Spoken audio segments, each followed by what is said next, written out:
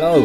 Hi, everyone. Hello. Welcome back. It's the Wild Take podcast. It's Ed and Anya. Yay! And we're here to give you a quick update on the way things stand, because we're very close to making the ascent of the tree, and we don't have time to edit together a full episode, so we just thought we'd give you a quick update on what has been happening over the past week or 10 days.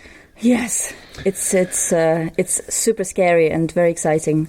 A lot has happened. One major thing has happened is that we definitely know that the chicks have hatched in the nest in the sorrel woods, and that's really, really exciting. I mean, we want to talk about a few things actually in relation to that, and the way we know about this is because Ed found a really, really great spot from where we could see the nest.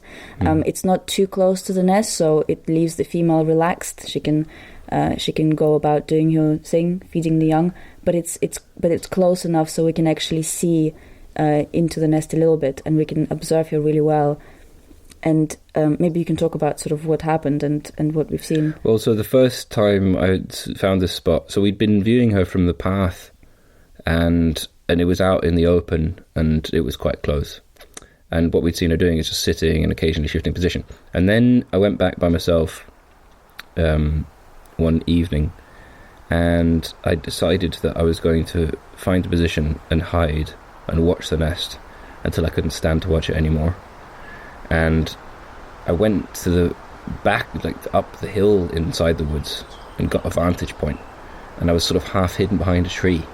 And I got into a position where I could rest the binoculars on a branch, which meant that I didn't have to hold the binoculars up. So it was really comfortable. I was just basically leaning against a tree, looking through my binoculars, and I stood there for an hour and a half, 2 hours. And it was really, really comfortable, and I could watch everything. And I saw her doing all sorts of cool stuff. I got an amazing view of not just her, but the musket as well. I saw her getting up, I saw her stretching, standing outside the nest.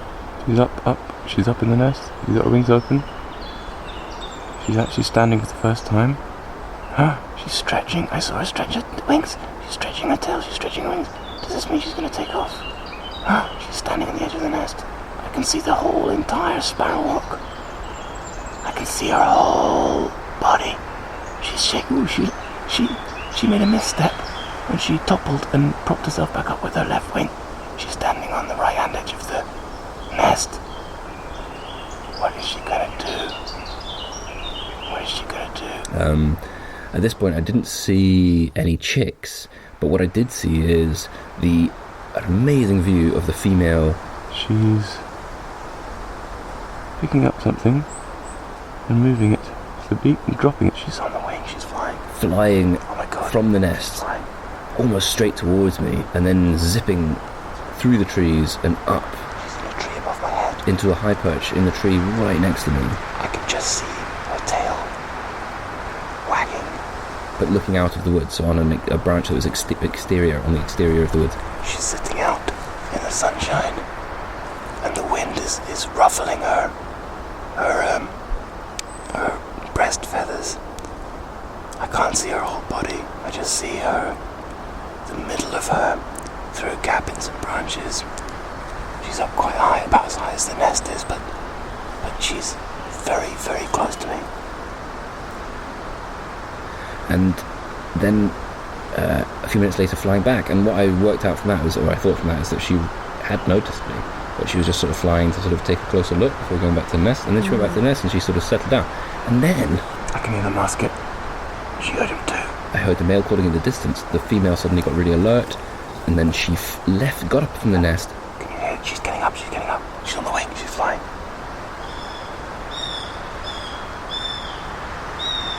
Oh my god. And then suddenly the male was calling in the treetop. She's calling him. Right above me. He's in the tree above me. Where the hell is he? And I couldn't quite work out what was going on. And then I was trying to locate him in the treetops. And when I looked back to the nest... She's back on the nest. The female had gone back. And she was picking at something in her feet, standing on the edge of the nest. And at that point, I couldn't tell what she was doing. Whether she was eating it herself, or whether she was feeding something. Was that a food pass? Did I miss it?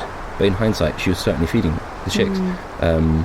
she was not feeding herself. You know, there's no reason why she would take food. I don't know. Maybe there is, that she would take food back to the nest. You know, there's lots of questions. This is one of the things we were talking about recently, because they're not mechanical beings. You know, there's so many factors going on. Yeah, there's just so much. And they're all individuals, and they live their lives differently. Yeah. And some people might say, oh yes, so the male brings food for the female leaves the nest, collects it from a plucking post, takes it back to the chicks, and blah, blah, blah. But there's all these other things going on that might mess with that, and mean that they do things in a very interesting, very different way. So we've been and from that new vantage point, we've basically been going every single day to watch the nest from this viewpoint, so that we can see the behaviour and try and work out what age the chicks are.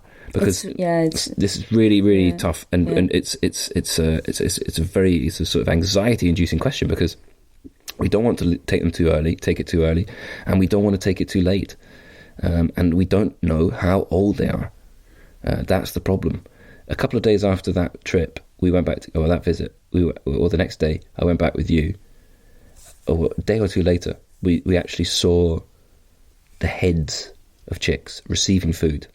So two little chick heads, and I guessed from that they were no more than a few days old, couple of days old, just the size that I'd seen them. And well, I mean, maybe you want to talk about.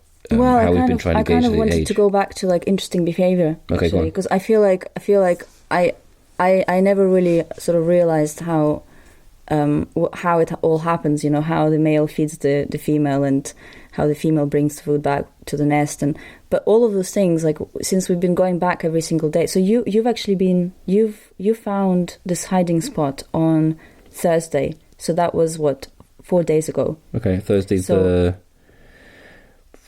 No, it wasn't just that. Only 4 days ago. Yeah. Really? Well, yes, it must have been more than that. No, it was Thursday. Oh wow! Okay. Or maybe Wednesday. It was Wednesday. Yeah. It was Wednesday.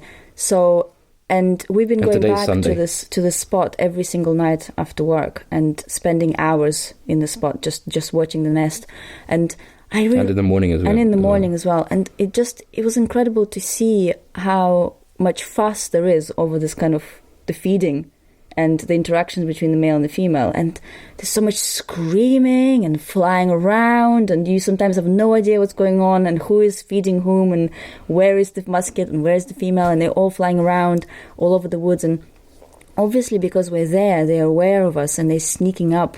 So they're trying to do really interesting flight paths away from us and into the depths. Like recently, like yesterday, when we observed the nest, after she's finished feeding the chicks, she carried a large carcass away from the nest somewhere else, screaming her head off.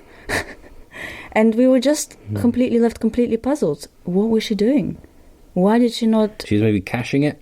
There's so many things, like she could be caching it. Taking it off to eat it herself? Maybe she's taking it to the musket, like a little leftover meal. Yeah. Maybe she's secretly feeding him. Who knows?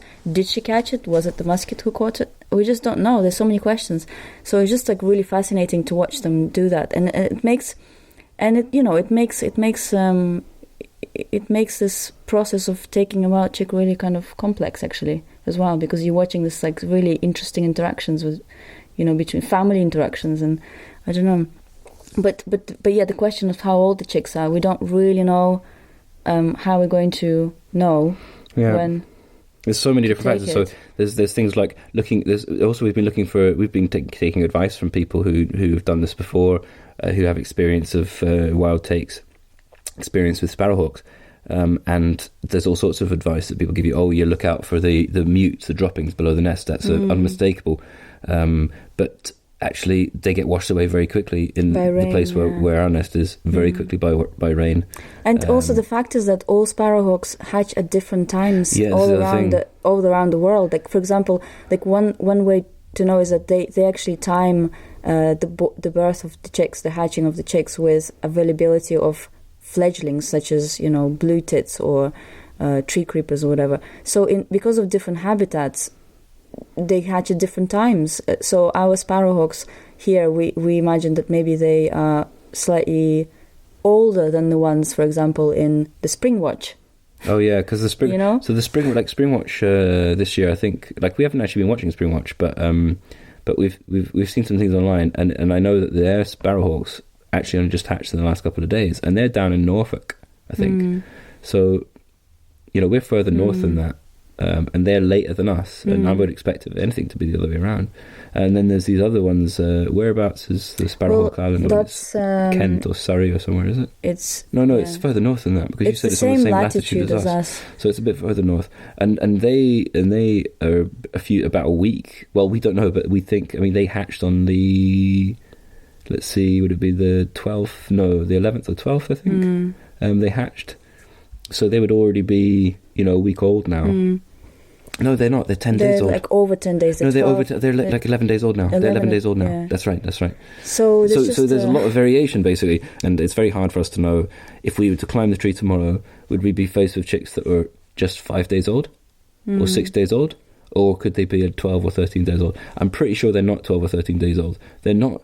Where we see them from the nest, from this place where we view them, all we see is heads reaching up, and occasionally a little wing as one of them clambers around. Yeah. And I think that if they're a bit older, you'd see they'd be a little bit larger. You'd see a bit more of them, and they'd be a little bit more mobile in the nest. Yeah, we I guess the worry is that if they're too young, then it will be a bit scary to take a very, very small bird from a nest and try and bring it up.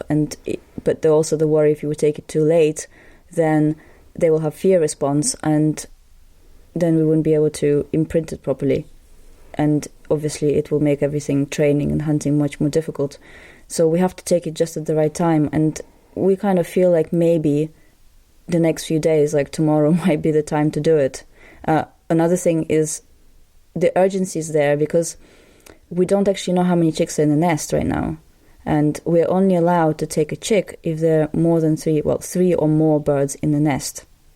And so far we've only seen 2 heads. So 2 heads sticking out. And it could be just the angle that we're viewing it from. It could be the angle, it could be the females, because they're larger than males. It could be the older chicks. There could be still, 3 or 4 just sitting down quite low. But so there's this urgency because actually we don't really have a plan B at the moment. We don't have a nest B. Yeah. And even if we do, how do we know that the chicks in that nest are not too old to be taken? Because we haven't been checking on them. I mean, there are other nest sites that we could have kept returning to, but once we'd found this one, that took all of our attention. There is the one in the garden, and we've been back a couple of times to check on the one in the garden. This is the one, if you guys remember a couple of episodes ago, that Anya found, the first actual active nest that we found when she was by herself. And we haven't been able to get another look at it because we've gone back to this garden, and the lady who owns the house has never been home, but who's been home, the guard dogs, and we just don't know what to do because there's no neighbours around. We don't want to invade this person's garden. We're nervous of their dogs, and so we literally can't go and visit the nest. And actually, that nest could be much more advanced than this one. Yeah. And if this one doesn't work, and then we say, okay, we have to go to the garden nest. We could get there and they're already 2 weeks old, So it all might go pear-shaped, really. I mean, it can. It potentially can. We still don't know. It's all these things are based on so many uncertainties. And, we just don't know. We just have to climb. I feel like I just have to go and climb the nest tomorrow night and see what happens. Because the longer we leave it, the more anxious I become. I've been having dreams of, taking 2 chicks, of taking a chick that is already fledged. And there's just been so many anxiety dreams recently. But I have been practicing climb the nest, and that is sort of a little bit off the list of worries for me now. I've been practicing climbing trees, and not only to get comfortable with heights, because it's a tall Sitka spruce, it moves in the wind, which is quite scary. And I have to saw branches off, which takes a lot of time and effort. I'm vulnerable up there in the tree by myself, and I'm getting used to it. And also that I have to time myself to make sure that I'm not taking too long. For example, Dennis said it was going to take me like 40 minutes to climb the tree or less. Half an hour, 40 minutes. Half an hour. Actually, when I did a practice climb the other day, it took me over 2 hours. It did take about 2 hours. It took an hour and a half. Okay, an hour and a half to get up. To get up, and not even to the height of the nest. But I did practice sort of putting imaginary chick in the bag, and then lowering down to Ed, and then coming down. It's really fun. I really enjoy it. But it's kind of scary, really. Still, like today, we went to the actual nest site, and I took some branches off, like sort of halfway up the tree, so it's easier for me to do it tomorrow or whenever after tomorrow. Yeah, so there's a lot of anxiety, and I don't know, like, are you having second thoughts about it, about wild take? I'm having second thoughts.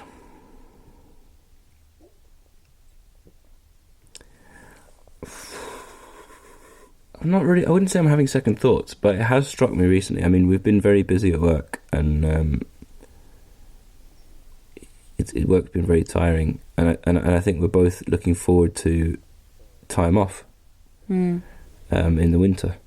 And it has struck me a couple of times that time off's not going to be an issue, but we're not going to be able to just kind of go away somewhere, you know. It's a massive commitment, you know, and I think I haven't really thought about it in a long time. I've sort of just been like getting on with it.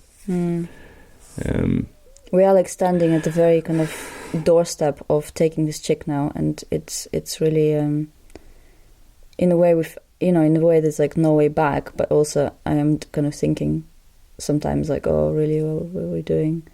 Not just from the point of view of commitment, but just feeling like we're going to have a big impact on this particular family. Not like, I don't know, it's a really weird thing, because it's all emotional. You know, obviously rationally understand that like it's not going to affect the survival rate. In fact, like this chick is probably going to be the only one who makes it through the winter, you know, essentially. But it's still like because we got so attached to this nest, and we've been looking at the female and the male and the way they interact with each other.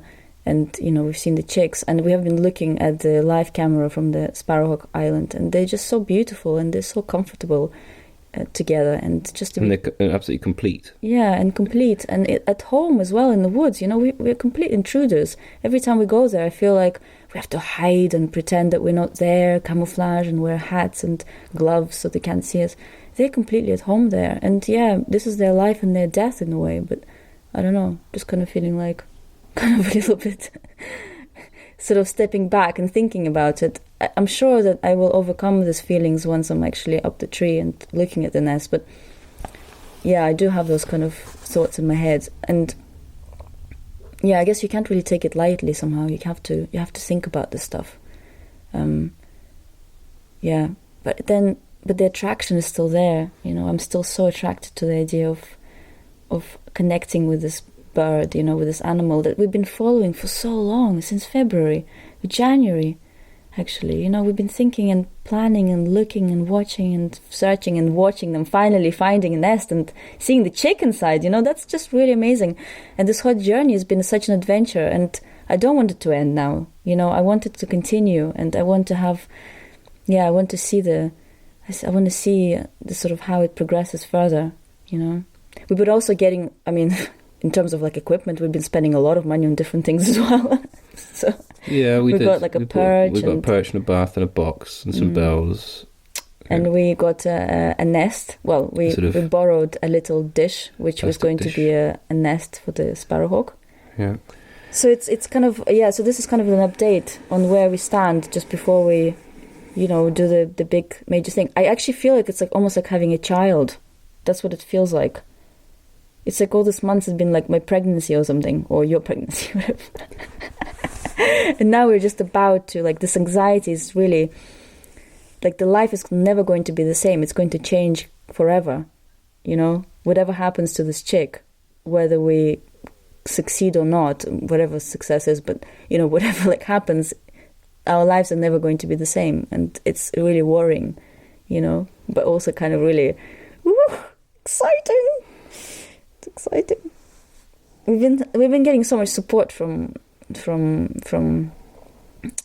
people around us as well, and this, you know, it's like the Irish guys in the Irish Hooking Club were so helpful, and not just them, you know, people we work with as well. It's just been really fantastic, and their input is like so important. Having more than two heads thinking about it is always a good thing. We've actually been coming up with names as well.